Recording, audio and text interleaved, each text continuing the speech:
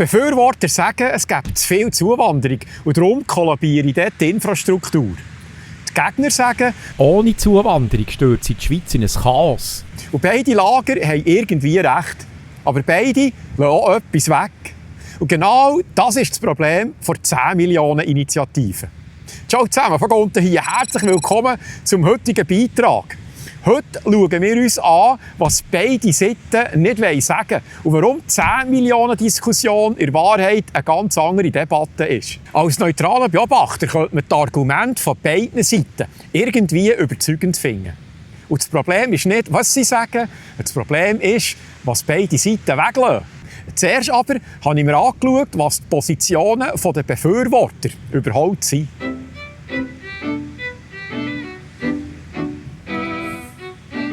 Die Volksinitiative «Keine 10 Millionen Schweiz» verlangt, dass die ständige Wohnbevölkerung vor 2050 die Grenze von 10 Millionen nicht übermarkt. Zur ständigen Wohnbevölkerung zählen alle, die mindestens 12 Monate am Stück in der Schweiz leben. Egal mit welchem Aufenthaltsstatus. Also auch anerkannte Flüchtlinge, vorläufig Aufgenommene und Ukrainer mit dem Schutzstatus S. Zur Einordnung. Ende 2025 haben rund 9,1 Millionen Personen in der Schweiz gelebt. Man könnte jetzt sagen, das klingt nach viel Spielraum. Fast 1 Million Menschen. Aber schaut man auf die Wachstumskurve, dann wird es eng. Die SVP rechnet vor. Seit der Einführung der Personenfreizügigkeit im 2002 sind netto 1,5 Millionen Menschen in die Schweiz gezogen. Aktuell kämen jedes Jahr rund 100'000 Menschen ins Land. Asylsuchende nicht eingerechnet. Ich habe dann noch die offiziellen Zahlen angeschaut. Das Staatssekretariat für Migration meldet für 2024 eine Nettozuwanderung bei der ständigen ausländischen Bevölkerung von rund 83'000 Personen. Die meisten davon kommen zum Arbeiten in die Schweiz. Übertritte aus dem Asylbereich machen zwischen 7 und 23% dieser Zuwanderung aus. Der grösste Teil ist also nicht Asyl, sondern Arbeitsmigration aus der EU. Deutsche, Italiener, Franzosen, Portugiesen und ihre Familienangehörige. Item. Die Grenze von 9,5 Millionen. Von diesen weg müssten Massnahmen ausgelöst werden, könnte also in wenigen Jahren erreicht werden. Nicht betroffen von dieser Initiative sind übrigens die rund 360'000 Grenzgänger, die täglich zum Bügeln in die Schweiz pendeln. Die zählen nicht zur ständigen Wohnbevölkerung. Und was sagen jetzt die Befürworter, warum das ein Problem ist? Erstens, knapper Wohnraum, die Mieten steigen. In der Stadt ist bezahlbarer Wohnraum knapp. Ob die Zuwanderung die einzige Ursache ist, das ist eine andere Frage. Aber sie trägt zum Druck auf dem Wohnungsmarkt bei. Das lässt sich nicht wegdiskutieren. Zweitens, überlastet die Infrastruktur. Die SVP rechnet vor. Für 100'000 neue Einwohner pro Jahr braucht es zusätzliche Schulhäuser und Lehrkräfte, ein Spital mit 420 Betten, zusätzliche Ärzte und Pflegepersonal. Dazu mehr Züge, mehr Tram, mehr Strassen. Ob die Zahlen exakt stimmen, konnte ich nicht verifizieren. Aber Wachstum kostet Infrastruktur. Das stimmt im Grundsatz. Drittens, Umwelt und Landschaft zahlen mit.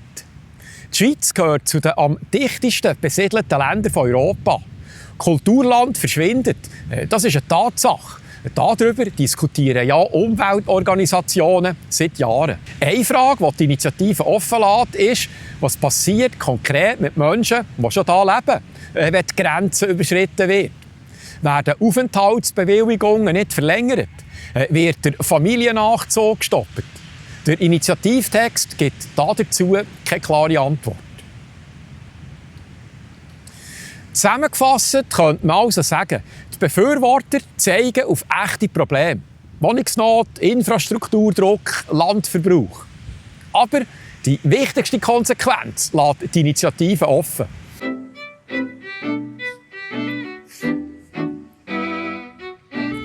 Die Gegner der Initiative kommen von links und rechts. Bundesrat, FDP, SP, Mitte, Gewerkschaften, Wirtschaftsverbände, sie alle empfehlen ein Nein.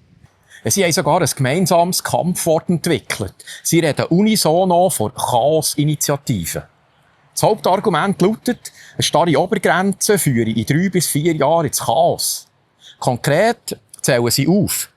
Erstens der Fachkräftemangel. In Spitälern, Pflegeheimen, im Kleingewerbe, in der Pharmaindustrie, im Tourismus, in der Landwirtschaft.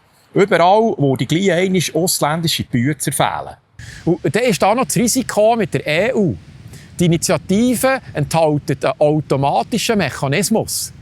Überschreitet die Schweiz vor 2050 die 10 Millionen Grenze und schafft es nicht, in 2 Jahren wieder drunter zu kommen, muss die Personenfreizügigkeit mit der EU gekündigt werden. Und damit wird es heikel. Die Schweiz hat mit der EU ein Vertragspäckchen abgeschlossen. Alles hängt zusammen. Fällt die Personenfreizügigkeit, vergeht das ganze Päckchen. Das steht so in den Verträgen drin. Konkret bedeutet das Landverkehr, Luftverkehr, Landwirtschaft, öffentliche Aufträge, alle Vereinbarungen wären auf einen Schlag weg. Drittens, weniger Sicherheit. Würden die bilateralen weggehen, stehen auch das Schengen-Dublin-Abkommen auf der Kippe. Schengen regelt Polizeizusammenarbeit in Europa. Darunter ist auch der Zugang zum gemeinsamen Fahndungssystem.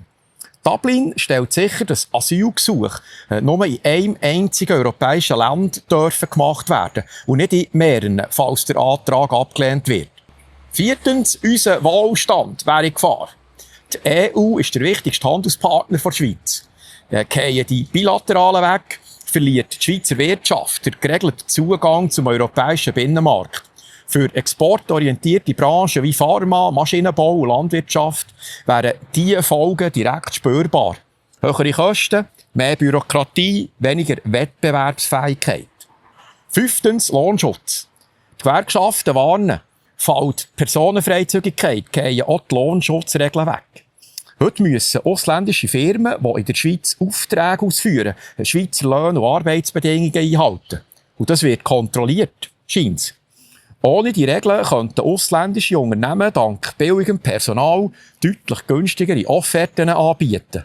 Und Schweizer Firmen kämen noch stärker unter Konkurrenzdruck. Das sind Argumente, die die Gegner sichtbar brauchen. Aber es gibt noch ein wichtiges Argument, das auf der Kampagnenseite der Gegner nur am Rand auftaucht. Nämlich, dass die Schweiz älter wird. Schon heute werden jedes Jahr 20'000 mehr pensioniert, als dass Junge in den Arbeitsmarkt reinkommen. Und wer füllt diese Lücke? Ohne Zuwanderung niemand. Der Bundesrat erklärt, warum das relevant ist. Im Jahr 2020 sind Zugewanderte, sogenannte Nettozahler, in das Schweizer Rentensystem gewesen. Konkret bedeutet das, Zugewanderte haben 40% der AHV-Beiträge geleistet, aber nur 30% bezogen. Sie zahlen also mehr ein, als dass sie rausbekommen. Der Bundesrat zieht daraus eine klare Schlussfolgerung.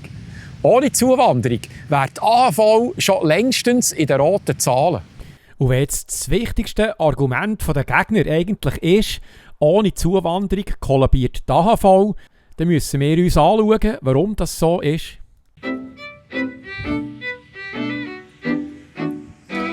Die AHV ist ein spannendes System. Und sie hat einen versteckten Mechanismus, der erklärt, warum die ganze Zuwanderungsdebatte eigentlich eine Rentendebatte ist. Das Prinzip ist simpel. Die AHV funktioniert nach dem sogenannten Umlageverfahren. Das heisst, wer heute bügelt, zahlt die Rente von jemandem, der heute pensioniert ist. Das Geld wird nicht angespart, es wird direkt weitergeleitet. Darum reden sie etwa auch vom sogenannten Generationenvertrag. Die Jungen zahlen für die Pensionierten, in der Erwartung, dass dann die nächste Generation für sie das Gleiche macht. Das funktioniert, solange das Verhältnis zwischen denen, die einzahlen und denen, die Renten beziehen, stimmt. Und genau da liegt das Problem. Als die AHV 1948 eingeführt wurde, sind auf jede pensionierte Person rund 6,5 Erwerbstätige gekommen. Konkret bedeutet das, 6 Menschen haben gemeinsam die Rente von einer Person gezahlt. So war das finanzierbar. Heute sind es noch gut 3 Erwerbstätige pro Rentner. Und für 2050 prognostiziert das Bundesamt für Statistik ein Verhältnis von nur noch 2:1. Gleichzeitig steigt die Lebenserwartung. Wer 1948 mit 65 ist pensioniert worden, hat im Schnitt noch 13 weitere Jahre gelebt. Heute ist der Wert deutlich höher. Das bedeutet, die AHV zahlt heute pro Rentner fast doppelt so lang wie bei ihrer Gründung. Mit immer weniger Leuten, die einzahlen. Hier der entscheidende Punkt. Ein Faktor hat bis heute dazu beigetragen, dass das Ungleichgewicht abgefedert ist. Nämlich die Zuwanderung. Ohne die Beiträge von zugewanderten Arbeitskräften wäre die Bilanz der AHV, gemäss früherer Aussage vom Bundesrat, seit 2001 negativ. Die Schweiz hat also ein Rentensystem, das nur noch mit Wachstum funktioniert. Es braucht immer mehr Erwerbstätige, damit es genug Leute hat, die einzahlen. Und die schnellste Quelle für neue Arbeiter ist die Zuwanderung. Zusammengefasst, die AHV ist kein Sparkonto. Sie ist auf eine laufende Umverteilung von jung zu alt angewiesen. Und diese Umverteilung funktioniert nur, wenn genug junge Menschen herum sind, die arbeiten. Stand heute, diese Zahl schrumpft. Und die Zuwanderung ist das, was das System am Laufen behält. Aber die Zuwanderung ist keine dauerhafte Lösung. Warum? Das schauen wir uns noch als Letztes an.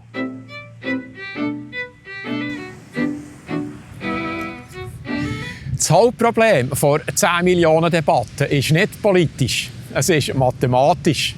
Weil die Schweizer zu wenig Kinder haben und immer älter werden, funktioniert unser Rentensystem nur noch wie gewandt weiter, solange die Zuwanderung von jungen Leuten, die Arbeit finden, genug hoch ist. Und das ist der Zusammenhang, den beide Seiten kennen, aber nur halb erklären. Die Befürworter der Initiativen tun so, als ob man die Zuwanderung einschränken könnte, ohne das Rentensystem anzulenken. Das stimmt so nicht. Weniger Zuwanderung bedeutet weniger Leute, die einzahlen. Und das bringt das System mit Knöpfen noch schneller als ohne ihn schon prognostiziert. Die Gegner der Initiativen tun aber so, als ob die Zuwanderung das demografische Problem dauerhaft löst. Das stimmt auch nicht. Sie hängt ab von einer Bedingung, die sich gerade verändert. Nämlich, dass immer genug junge Europäer in die Schweiz zügeln.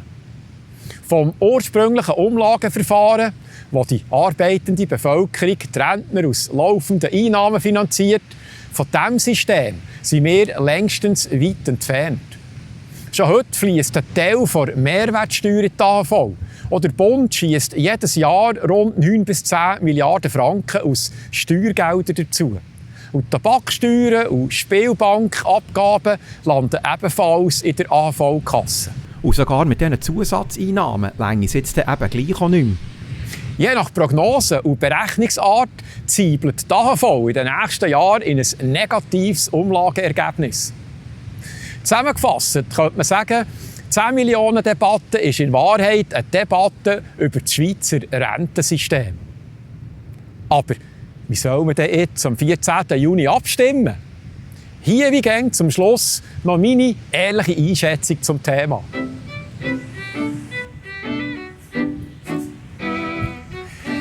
Ehrlich gesagt tue ich mich mit dieser Abstimmung ein bisschen schwer. Auf der einen Seite bin ich grundsätzlich skeptisch gegenüber staatlichen Verboten, festen Obergrenzen und starren Regeln. Das ist nicht meine Welt.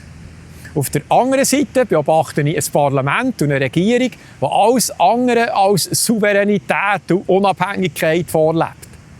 Im Gegenteil, ich sehe eine politische Klasse, die Schritt für Schritt mehr Bindungen eingeht, mehr Abhängigkeiten schafft und gäng mehr Spielraum aufgibt. Und mit diesem Dilemma nehme ich auch einen Teil der Schweizer Bevölkerung wahr, als unentschlossen.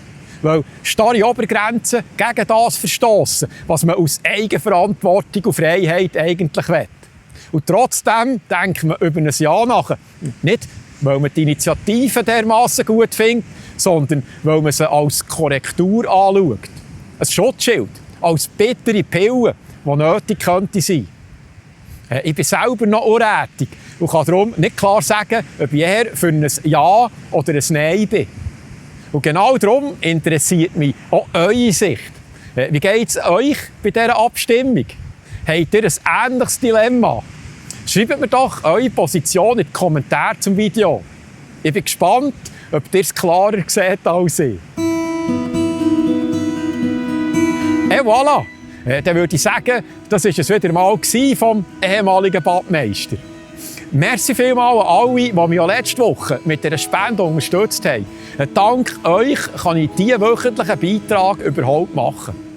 Darum nochmal herzlichen Dank an alle Unterstützer. Ihr findet die Spendeninfos unter www.vogonten.ch oder auch im Beschreibungstext von jedem Video.